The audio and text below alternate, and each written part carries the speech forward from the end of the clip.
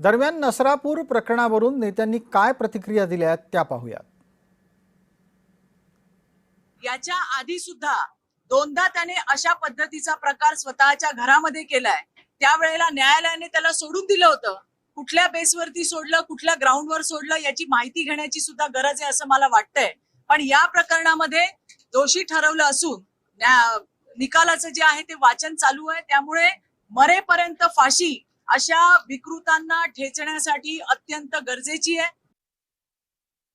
एकतर ही केस जी आहे ती अत्यंत घृणास्पद आणि अतिशय छोट्या एका मुलीवरती तिच्या भोळेपणाचा फायदा घेऊन तिच्यावरती बलात्कार आणि खून अशा पद्धतीने घडलेला आहे आणि त्याच्यात तो आरोपी दोषी आहे असं न्यायालयाने स्पष्ट केलेलं आहे।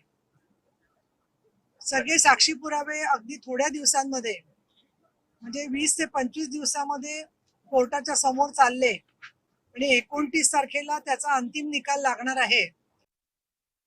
मला असं वाटतं आमची सगळ्यांचीच मागणी होती की तातडीने फास्ट ट्रॅक कोर्टमध्ये त्या कुटुंबाला, या महाराष्ट्राच्या लेकीला न्याय मिळावा आणि फाशीची शिक्षा ही त्या नराधामाला मिळालीच पाहिजे अशी समाजात आमची सगळ्यांचीच ही भावना आहे।